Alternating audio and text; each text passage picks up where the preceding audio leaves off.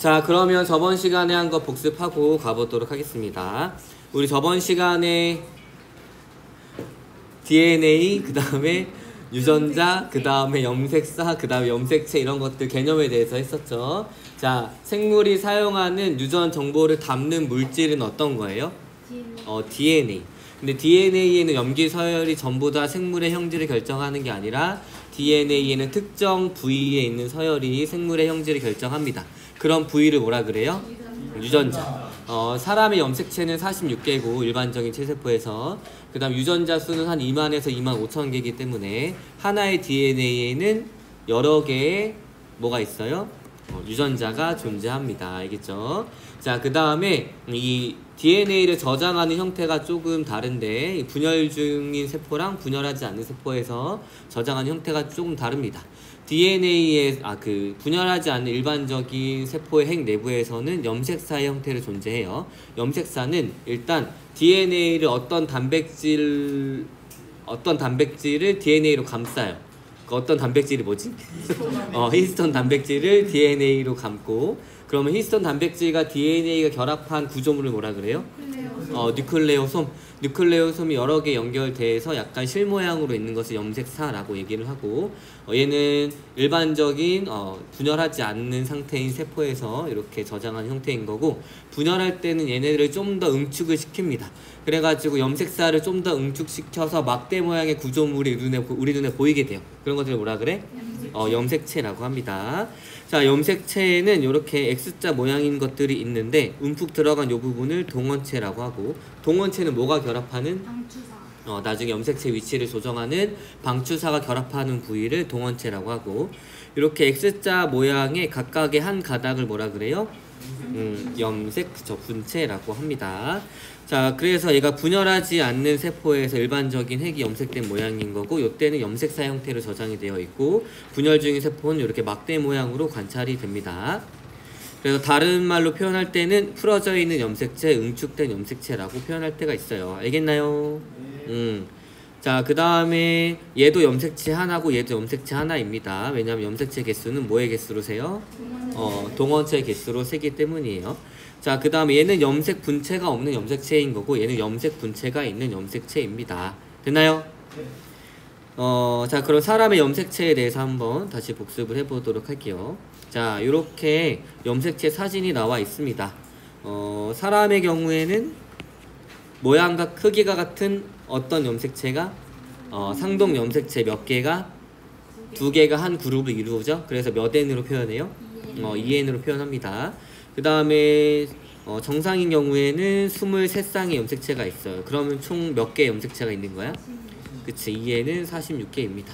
자, 그래서 모양과 크기가 같은 애들을 상동 염색체라고 하는데, 성 염색체는 모양과 크기가 같아요, 달라요? 다르죠. 그래서 성에 상관없이 다 있는 요 염색체들을 뭐라 그래요? 그치, 상동 염색체는 남녀의 성에 따라서 다른 성 염색체, 그 다음에 성에 따라서 상관없이 모두 다 갖고 있는 상 염색체가 존재합니다. X랑 Y는 다르지만 상동 염색체로 취급을 해줘요. 알겠나요? 네. 자, 그래서 글로 정리하면 상동 염색체, 체세포에 들어있는 모양과 크기가 같은 애들을 상동 염색체라고 합니다. 하나는 아빠한테서 왔고 하나는 엄마한테서 왔어요. 자, 상동 염색체는 상 염색체와 성 염색체로 나누어지는데, 상 염색체는 성에 관계없이 암수 공통으로 존재하는 거고, 성 염색체는 성을 결정하는 염색체로 암수에 따라 구성이 다릅니다. 여자는 XX, 남자는 XY인데 X보다 Y가 커요, 작아요? Y는 작습니다.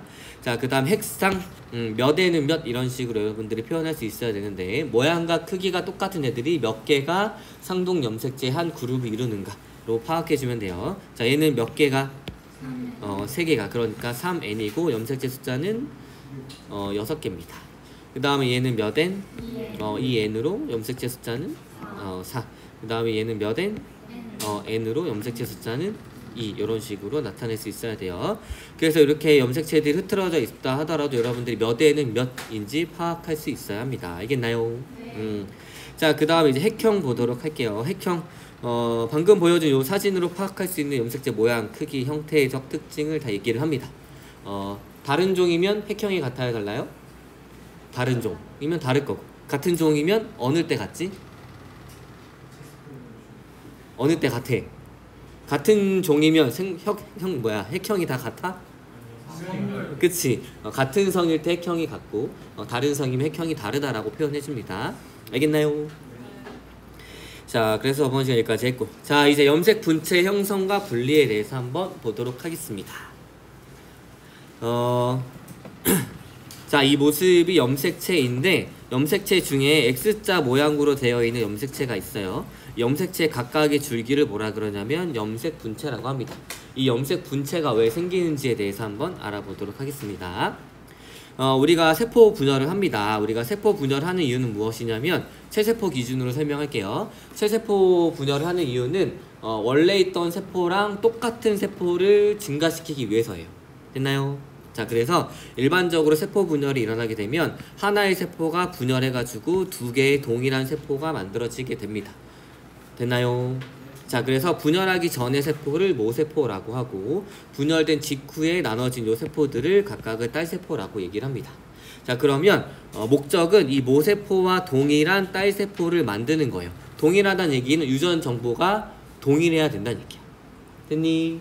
자, 그러면 유전 정보가 동일하려면 하나였던 걸 두 개로 복사를 해야지 두 개에 각각 나눠줄 거 아니야.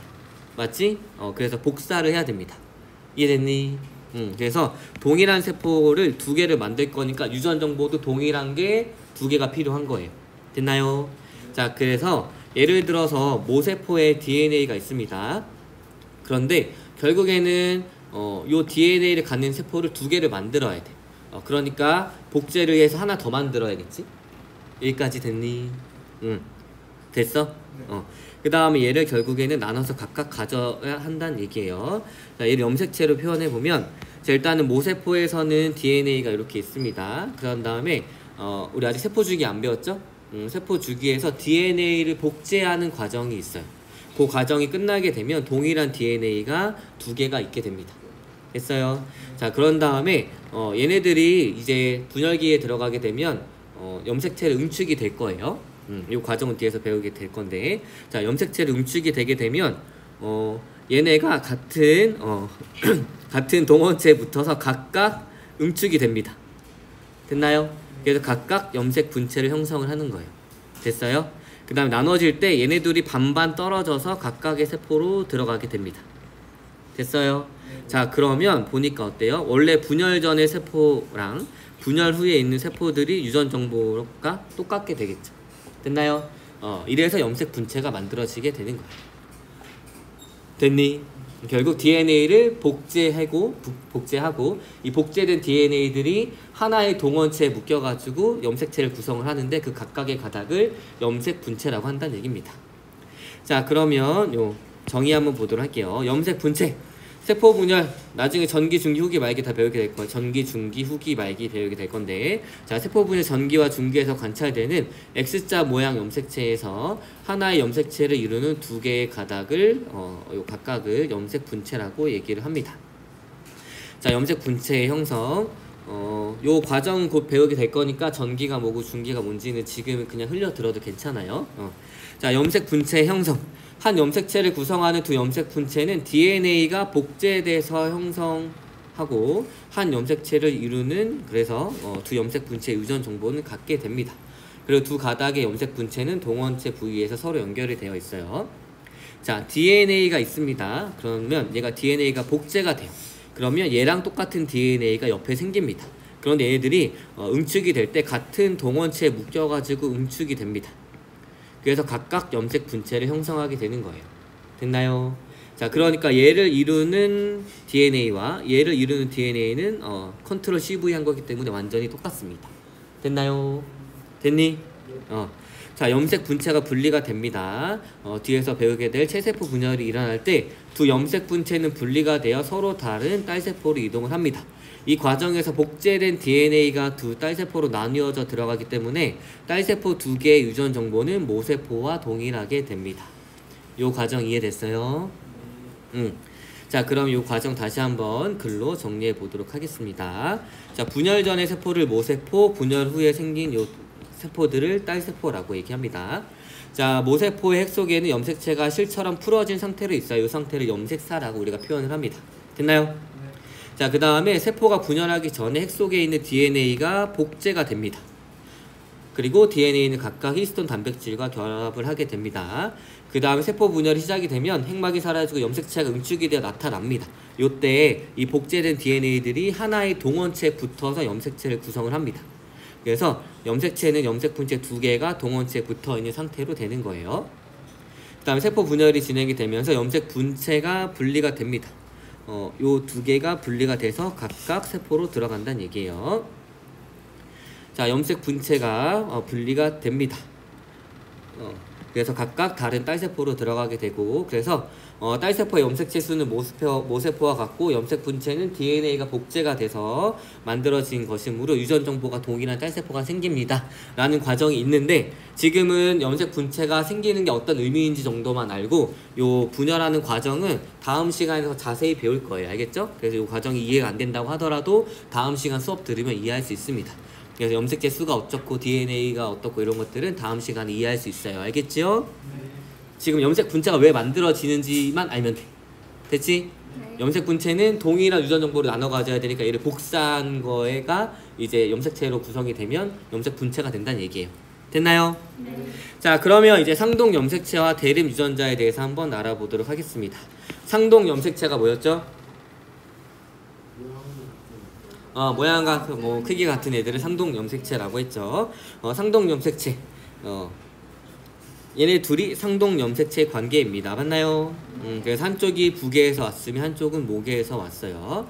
자, 이제 대립 유전자에 대해서 알아볼 건데, 대립 유전자는 무엇이냐면 한 가지 형질에 대해 대립 형질이 나타나게 하는 유전자로, 상동 염색체는 부모에게서 하나씩 물려받은 것으로 특정 형질의 대립 유전자는 같을 수도 있고 다를 수도 있다. 이 문장을 지금부터 설명하도록 하겠습니다. 알겠나요? 자, 여기 일단 요 두 관계가 상동 염색체예요. 그 다음에 여러분들이 이제 유전자를 알파벳으로 표현을 할 겁니다.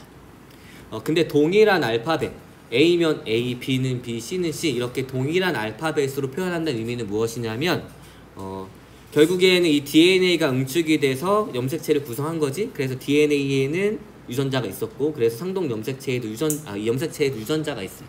여기까지 됐나요? 이 유전자들을 A, B, C 이렇게 알파벳으로 표현할 건데, 같은 알파벳, 라지 A가 됐건 스몰 A가 됐건 A라는 알파벳으로 표현한다는 얘기는 무엇이냐면 상동 염색체의 같은 위치에 존재한다는 얘기예요. 같은 형질을 결정하면서 같은 위치에 존재하는 것들은 같은 알파벳으로 써줍니다. 됐나요? 자, 그 다음에 특징은 무엇이냐면 상동 염색체의 동일한 위치에는 동일한 형질을 결정하는 유전자들이 있어요. 이게 어떤 의미냐면, 예를 들어 쌍꺼풀이 있어. 그럼 쌍꺼풀이라는 형질이 있지? 이 쌍꺼풀이라는 형질은 쌍꺼풀이 있을 수도 있고 없을 수도 있어. 그래서 쌍꺼풀일 수도 있고 외꺼풀일 수도 있는 거지. 그러면 쌍꺼풀이라는 형질에 대해서 서로 두 가지 대립되는 형질이 있는 거야. 쌍꺼풀이 있는 거, 쌍꺼풀이 없는 거. 됐니? 그래서 그것들이 같은 위치에 있다는 얘기예요. 자, 그래서 만약에 이 라지 C와 스몰 C가, 즉 C라는 알파벳이 쌍꺼풀을 결정하는 거야. 근데 라지 C는 쌍꺼풀이 있는 거고 스몰 C는 쌍꺼풀이 없는 거야. 됐니? 그래서 상동 염색체에 동일한 위치에서 한 가지 형질을 결정하는 유전자들의 관계를 뭐라 그러냐면 대립 유전자라고 합니다. 이해됐니? 다시 정리하면 상동 염색체 위에는 같은 위치에는 같은 형질을 결정하는 유전자들이 있어요. 그래서 이 둘의 관계를 대립 유전자라고 하고, 이 대립 유전자들은 어떤 것들이 있냐면 동일할 수도 있고 다를 수도 있어요. 예를 들어서 여기에 쌍꺼풀이 있는 유전자가 올 수도 있고, 쌍꺼풀이 있는 유전자, 쌍꺼풀이 없는 유전자가 올 수도 있고, 쌍꺼풀이 둘 다 없는 유전자가 올 수도 있습니다. 알겠나요? 요 말 이해됐니? 자, 그래서 다시 정리하면 염색체의 특정한 위치에 동일한 형질을 결정하는, 여기에선 털색으로 나와 있어요. 털색의 대립 유전자가 여기에 있습니다. 그래서 상동 염색체 같은 위치에서 동일한 형질을 결정한 이 두 유전자의 관계를 대립 유전자라고 합니다. 이거 이해됐나요? 응. 됐어? 자, 그래서 근데 대립 유전자는 같을 수도 있고 다를 수도 있어요. 그래서 얘 같은 경우에는 둘 다 라지 A, 라지 A죠? 맞니? 그렇기 때문에 대립 유전자가 같은 애들이 있는 거야. 그 다음에 얘는 라지 C, 스몰 C지? 대립 유전자가 다른 것들이 있는 거지. 자, 그러면 라지 A, 라지 A랑 라지 C, 스몰 C랑 누가 더 잡스러워 보여? 그 얘네들을 잡종이라고 불러요.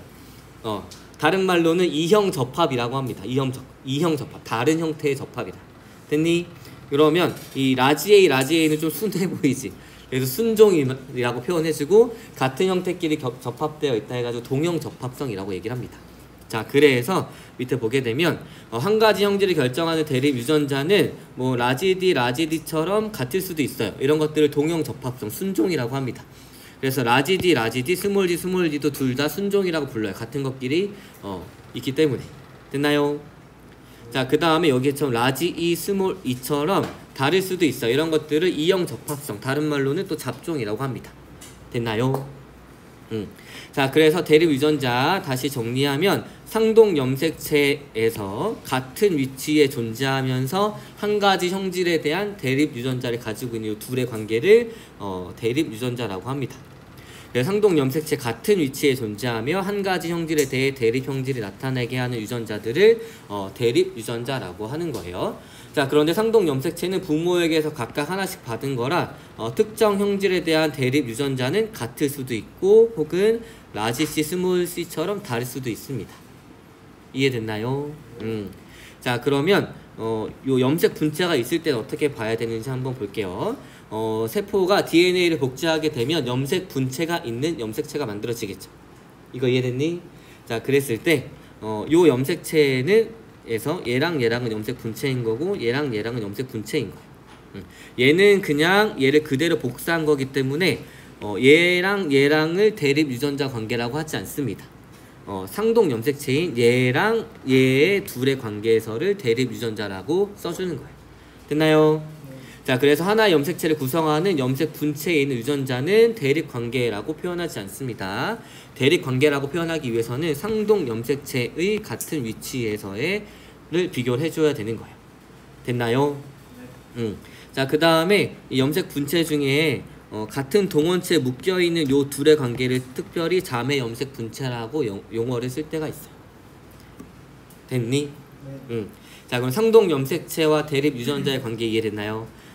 상동 염색체에서 같은 위치에 있으면서 이제 동일한 형질을 결정해주는 한 가지 형질에 대해서 대립 형질이 나타나게 해주는 요 두 유전자의 관계를 대립 유전자라고 합니다.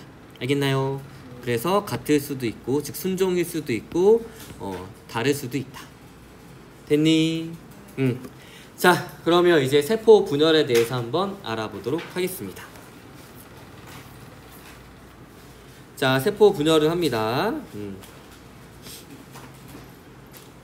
자, 세포는 일생이 있는데 그 일생을 뭐라 그러냐면 세포 주기라고 합니다. 그래서 분열을 끝낸 세포가 다시 분열을 성장하고 분열을 하고 분열을 다시 끝낼 때까지 요 한 시기를 세포 주기라고 하는 거예요. 그래서 우리는 요 세포 주기에 대해서 배워볼 겁니다. 자, 세포 주기. 분열을 마친 세포가 생장하여 다시 분열을 마칠 때까지의 과정입니다. 그래서 세포가 성장하고 분열을 준비하는 시기와 실제로 분열을 하는 시기 요 두 가지로 나누어지게 되는 거예요. 됐니? 자, 그래서 세포 주기는 크게 두 가지로 나누어지게 되는데 세포의 생장과 유전물질의 복제가 일어나는 간기와 세포 분열이 일어나는 분열기로 나누어지게 됩니다. 그래서 세포 주기, 세포의 일생 크게 두 가지로 나누어지는데 간기와 분열기로 나누어져요. 됐나요? 근데 이 간기는 또 G1, S, G2기라는 것으로 나누어지게 됩니다. 그리고 이 분열기는 또 핵분열과 세포질 분열기로 나누어지게 돼요. 됐나요? 자, 그러면 간기부터 한번 보도록 하겠습니다. 자, 세포 주기 크게 간기와 그 다음에 분열기로 나누어지게 되는데 우리는 요 간기에 대해서 배우는 거예요. 자, 간기. 분열이 끝난 세포가 생장하여 다음 분열이 일어날 때까지의 기간입니다. 세포 주기의 대부분을 차지해가지고 한 세포의 일생의 90% 정도는 요 간기의 상태로 보냅니다. 그 다음에 세포의 생장과 DNA 복제가 이루어지게 되고 유전물질은 염색사 형태로 존재합니다. 세포가 분열하지 않고 간기 상태에 있으면 핵이 있고 요 핵 안에 이 유전물질이 염색사 형태로 저장되어 있어요. 됐나요? 됐어? 유전 물질은 염색사 형태로 존재하고 핵이 관찰됩니다. 자, 그럼 G1, S, G2기에 대해서 알아보도록 할게요. 요 G의 약자는 갭 혹은 그로스의 약자이고 S는 뭐의 약자냐면 신터시스라는 합성의 약자입니다. 자, 일단 G1기부터 보도록 할게요. 분열을 끝낸 막 태어난 세포야. 그러면 되게 작고 소중하겠지. 그럼 얘가 좀 커야 돼, 안 커야 돼? 커야겠지. 이렇게 좀 많이 생장하는 시기가 G1기입니다. 그래서 G1기는 분열을 끝낸 직후의 세포이기 때문에 좀 작아요. 그래서 단백질과 지질 등 여러가지 세포 구성 물질을 합성하고 미토콘드리아와 같은 세포 소기관의 숫자를 증가시킵니다.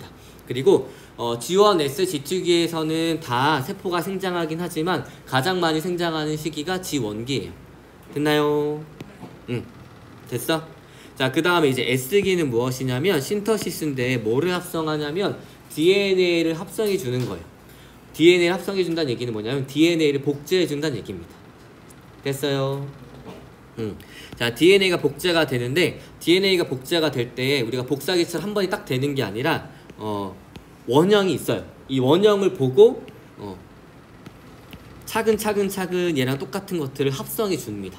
그래서 DNA 양이 점차 증가하게 돼요. 이해됐니? 됐어요? 원래 있던 DNA를 보면서 얘를 기준으로 차근차근 합성을 진행해 나가는 거야.